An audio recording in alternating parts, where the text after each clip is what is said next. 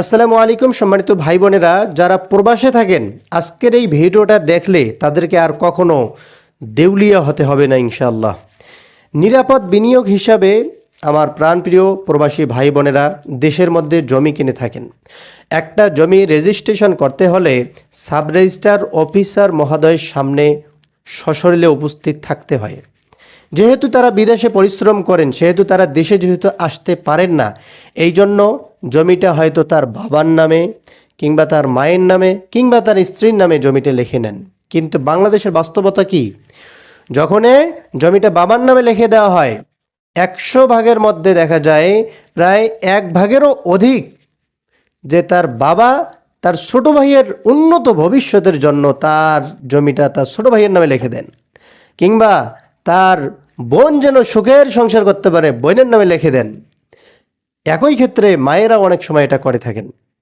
একইভাবে আমাদের সম্মানিতা আমাদের প্রবাসী ভাইদের স্ত্রী যারা আছেন, এমন অনেক স্ত্রী আছে বাংলাদেশে, অনেক ইতিহাস আছে যে স্বামীর নামে স্বামী যখন তার স্ত্রীর নামে জমি লিখে দিছে, কোটি টাকার সম্পত্তি পাওয়ার পরে সেই স্বামীকেও ভুলে যায়। এরকম বাংলাদেশে বাস্তবতা আছে, আপনারা খবর নিয়ে দেখতে পারেন। তো এই জন্য 2012 সালে একটা বাংলাদেশে আইন প্রণয়ন করা হয়, যেটার নাম দেওয়া হয় পাওয়ার অফ অ্যাটর্নি। এই পাওয়ার অফ অ্যাটর্নি এর মাধ্যমে আপনি অনুপস্থিত থেকেও আপনার কাজগুলো অন্য একজন ব্যক্তির দ্বারাই আপনি করাইতে পারবেন। এই কাজটা যেন প্রবাসী ভাই বোনেরাও এই আইনের সুবিধা নিতে পারে, এই জন্য 2015 সালে 4 নম্বর ধারায় এই ধারাবাহিকতাগুলো বর্ণনা করা হয়। তাহলে চলুন আমরা স্টেপ বাই স্টেপ এই বিষয়গুলো আলোচনা করি। 1 নম্বর বিষয়, তার আগে বলি নেই, যদি আপনি প্রবাসী হন তাহলে তো এই ভিডিওটা আপনার জন্য মানে ডায়মন্ড বা গোল্ডের চেয়েও দামি। আর যদি আপনি দেশের ভাই হয়ে থাকেন তাহলে এই বিষয়গুলো আপনার জেনে রাখা দরকার। আর আপনার যদি কোনো প্রবাসী পরিচিত ভাই বোন থাকেন তাহলে তাদেরকে এই ভিডিওটা শেয়ার করে দেন। হতে পারে এই ভিডিওর মাধ্যমে সে দেউলিয়ার হাত থেকে রক্ষা পেতে পারে ইনশাল্লাহ। তাহলে চলুন আমরা শুরু করি। পাওয়ার অফ অ্যাটর্নি বিষয়টা কি? পাওয়ার অফ অ্যাটর্নি হলো আপনার অনুপস্থিতিতে আপনার কাজগুলো যে করবে। অর্থাৎ আরও সহজভাবে যদি বলি, মন্ত্রী মহোদয় যদি সচিবালয়ে না থাকেন তাহলে কি তার কাজগুলো থেমে থাকে? থেমে থাকে না। কে কাজগুলো করেন? প্রতিমন্ত্রী যিনি আছেন তিনি এই কাজগুলো করে থাকেন, তাই না? কোনো উপজেলায় যদি ইউএনও মহোদয়, উপজেলা নির্বাহী অফিসার না থাকেন তাহলে তার কাজগুলো কে করেন?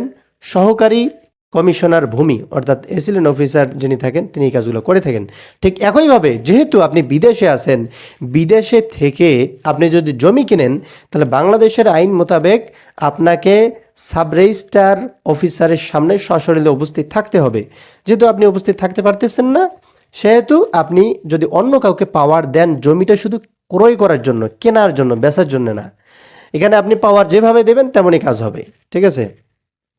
তো আপনি যদি একটা জমি কেনার জন্য কাউকে পাওয়ার দেন তাহলে আপনার হয়ে সে সাব রেজিস্ট্রার অফিসার মহোদয়ের সামনে দাঁড়িয়ে আপনার হয়ে সে জমিটা আপনাকে কিনে দেবেন।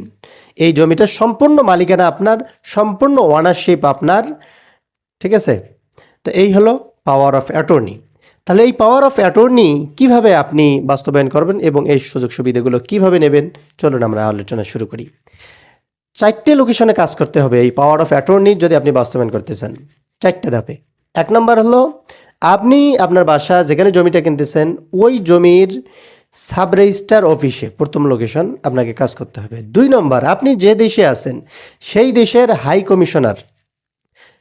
কমিশনার কার্যালয়ে গিয়ে কাজ করতে হবে। 3 নম্বর, বাংলাদেশের পররাষ্ট্র মন্ত্রণালয়ের কনজুলার সেকশনে গিয়ে আপনাকে কাজ করতে হবে। 4 নম্বর, আপনার জেলার ডিসি অফিসে গিয়ে আপনাকে কাজ করতে হবে। এই 4 ধাপে যদি আপনি কাজ করেন সুন্দরভাবে আপনি এই পাওয়ার অফ অ্যাটর্নির সুবিধাগুলো নিতে পারবেন।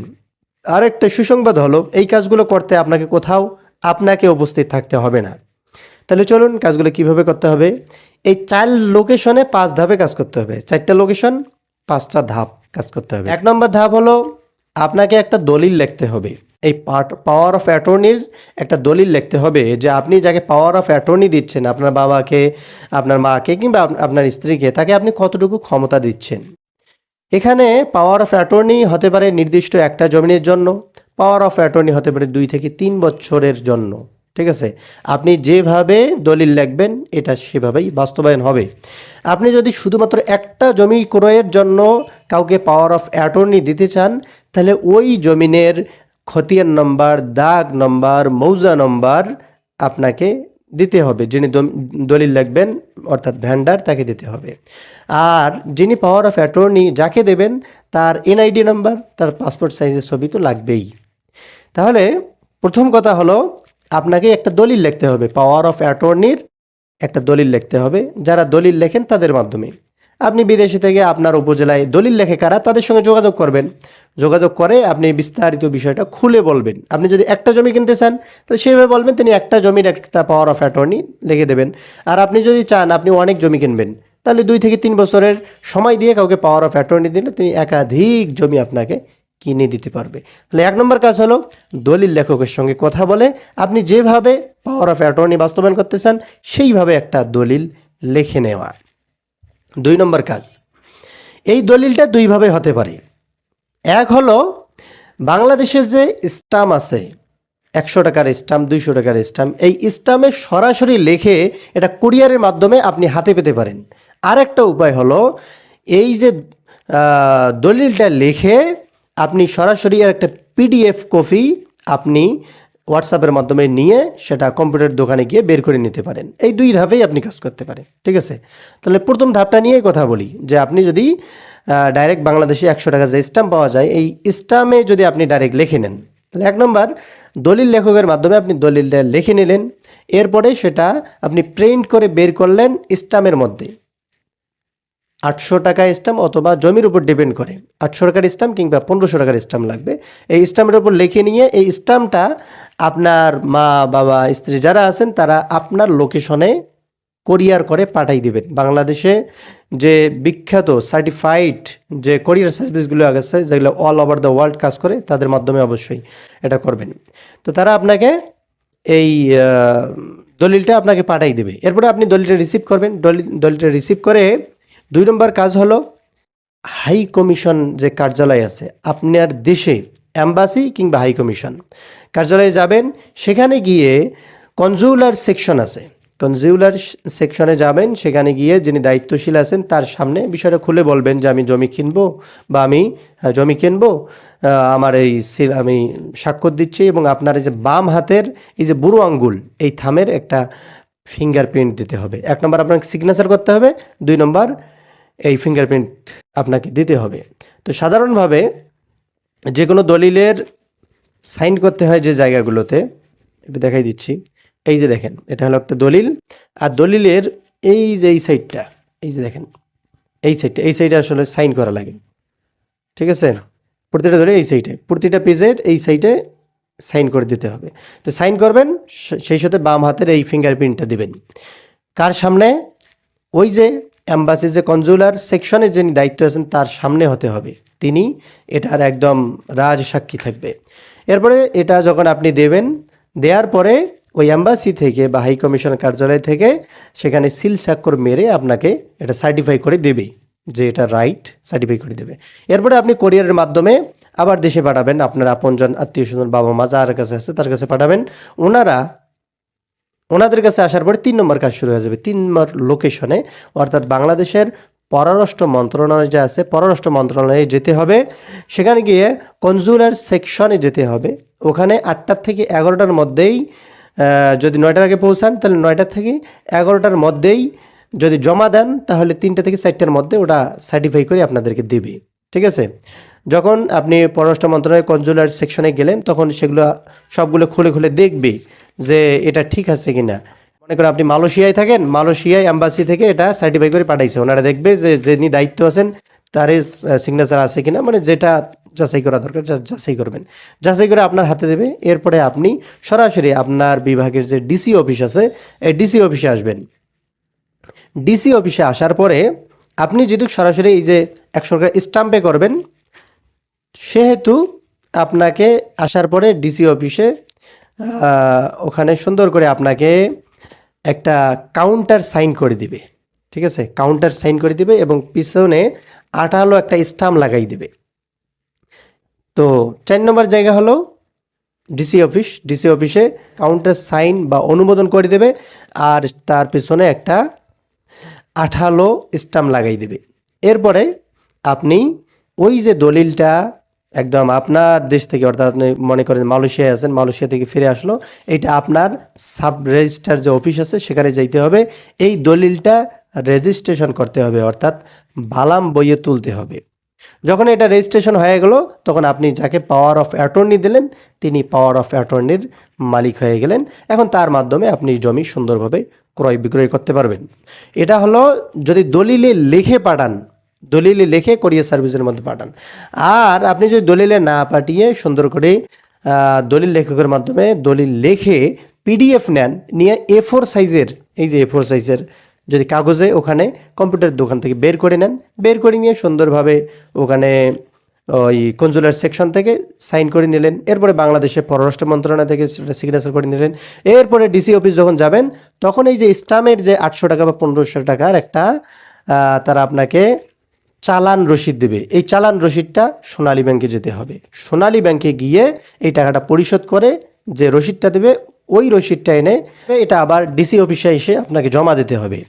এরপরে ডিসি অফিস আপনাকে অনুমোদন দেবেন, অর্থাৎ কাউন্টার সাইন দেবেন এবং পেছনে একটা আঠালো স্টাম্প লাগাই দেবেন। বাস আপনার কাজ হয়ে গেল। আপনি এরপরে সাব রেজিস্ট্রার অফিসে আসবেন, এরপরে দলিলটা রেজিস্ট্রেশন করবেন, অর্থাৎ বালাম বইয়ে এটা তুলে নেবেন। বাস, যাকে আপনি পাওয়ার অফ অ্যাটর্নি দিলেন তিনি পাওয়ার অফ অ্যাটর্নির মালিকানা পেয়ে গেলেন, তিনি আপনার নামে জমি ক্রয় করে দেবেন।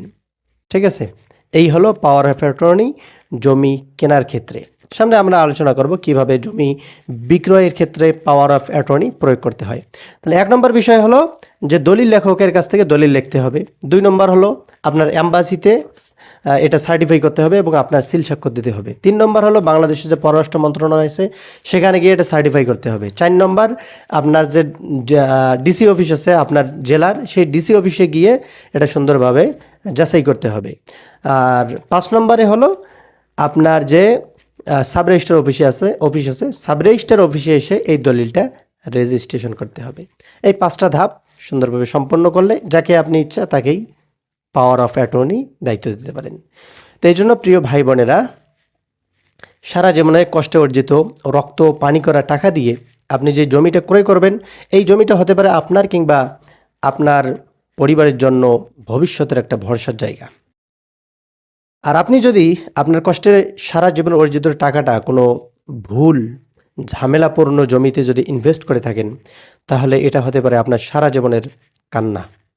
এজন্য একটা জমি চূড়ান্ত করার আগে, চূড়ান্ত করে টাকা দেওয়ার আগে জমির দখল, জমির দলিলের চেইন, জমির খতিয়ানের চেইন, এরপরে ওই জমির নামে কোনো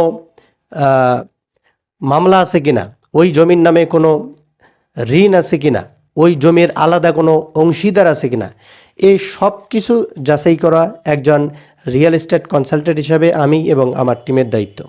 আপনার যদি এরকম সার্ভিস প্রয়োজন হয় তাহলে স্ক্রিনে দেওয়া নাম্বারে আমাদের সঙ্গে যোগাযোগ করবেন।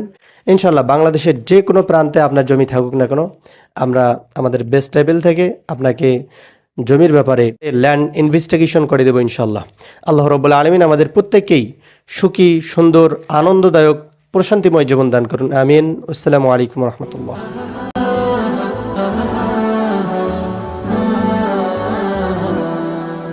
স্বচ্ছ তোয়া স্নিগ্ধ ভূমি, তুমি নীলমণি লতা।